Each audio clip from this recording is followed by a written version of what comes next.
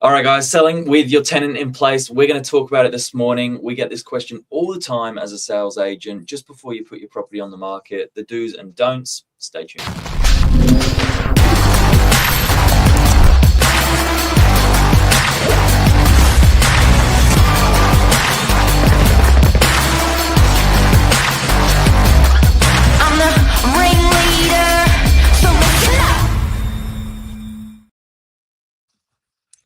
We're back. Good morning. We're back. Take two.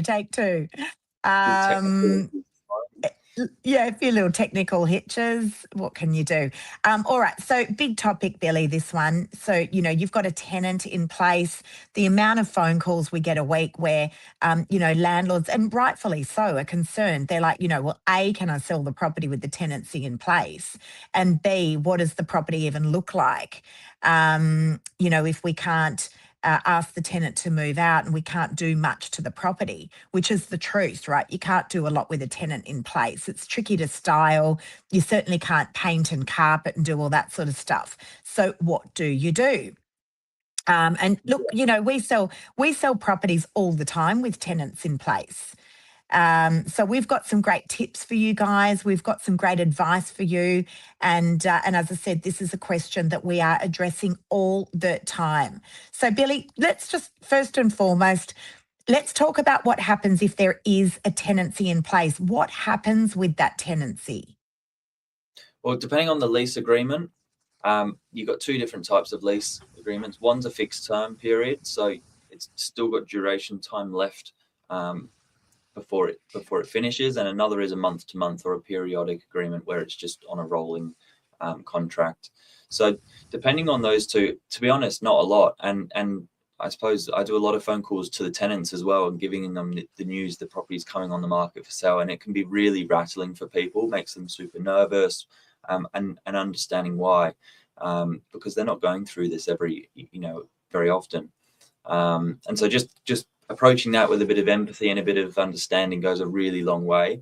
But often, there's no direct impact to them as the tenant, because the lease stays with the property. It doesn't expire when the owner sells it.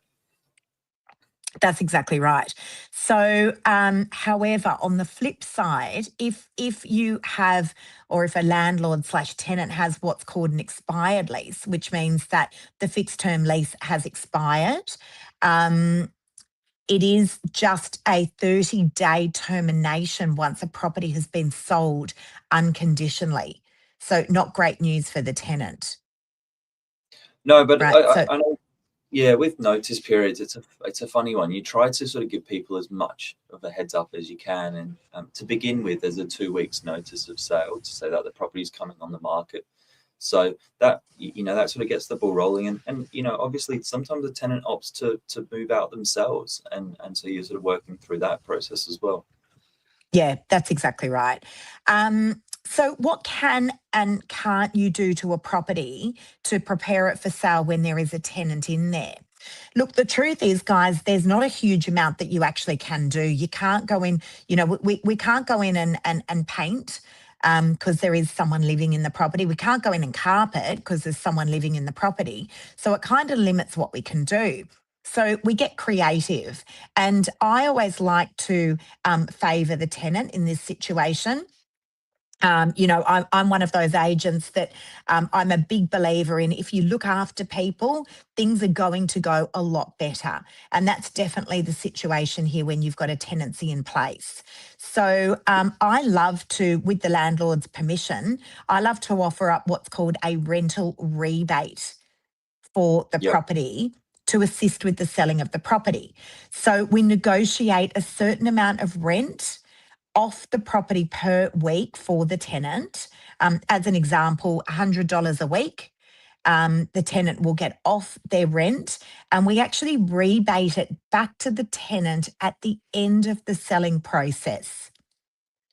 And in return, we ask if the tenant can please, present the property neat and tidy for the open homes. And we're talking about twice a week in most circumstances. And in return, we've negotiated for them some rent off per week. Yeah, it's a great way to do it, and it doesn't have any impact on the weekly rent, so you're not having to adjust ledgers and things like that. It's basically just weeks added up over the course of doing open homes. So it's quite easy to keep track of. Yeah. And look, tenants really favour that. It's like, look, guys, the landlord doesn't have to give you anything at all, because the truth is a landlord is entitled to sell their property at any time that they want to. But I think it's just it's a nice gesture from the landlord to the tenant. And as I said, in return, we just ask them to present that property neat and tidy for those open homes. And I've never, ever had an issue, Billy, with it. Honestly, tenants are always extremely grateful. Landlords are happy because their property's been presented better during the selling process. Lots of people also do ask if we are able to style properties while there's tenancies in place and properties are being sold. The short answer is no. A lot of styling companies don't want to put their styled furniture into properties that have got tenants in there. It makes it tricky. Fair enough. I understand that. So the short answer on that is actually no. But as I said, that rental rebate tends to work an absolute treat. Everyone's a winner there. And, Yeah. the tenant gets a little bit of money off, the landlord gets their property presented neat and tidy. And as I said, everyone's a winner there. The two biggest impacts on a sale, particularly with price, is presentation and access. So if those are the two variables that just cannot fall into place for whatever reason, that's where I guess you've got to look at your options to delay the sale. But other than that, it generally actually works really well both ways. Property's still furnished as well. You're not selling it vacant, and also you've still got a rental income there, so you're not having to worry. 100%. So look, I've actually got a client at the moment. I'm just signing up a listing now, and the my vendor slash the landlord is saying, well, should we give a 90-day termination to the tenant? They're on an expired lease, so no more lease in place. And she's saying to me, should we give a 90-day termination to the tenant, ask them to move out so that we can sell the property, and then we can fix the property up? And it's always this delicate balance, particularly in a market like what we're in at the moment, where we are seeing changes in the market. And it's very hard for us to be able to foresee what that market is going to look like in 90 days' time. So not only then have we got a vacant property in 90 days' time, but the landlord has got no rent coming in. We don't know what the market's going to look like. And then we've still got to get the trades through. So then in this instance, we need to paint, carpet, redo lights. And so that could be at least another 4 weeks. And trades, as we all know, are tricky to get your hands on. So, and again, in a market where we are seeing a bit of a changing market, it's gone from a seller's market to a buyer's market. We just don't know what impact that could have in 3 months' time. So often I'm saying to my vendors, let's work with certainty. The rental rebate works really, really well. Let's give the tenants some money off. Let's get in there, get them tidying up the property. In return, we'll get some money off the that weekly rental for them, which will rebate at the end. And we know exactly what we're dealing with at the market at the moment. Yeah, super simple. And if in the event that your selling agent is not the same company as a property manager, we actually liaise with all of that for you. So we introduce ourselves to the property manager, obtain the tenant's contact details, make contact, issue the 14 days notice of sale. There really is no extra work for you, so it takes it all off your shoulders.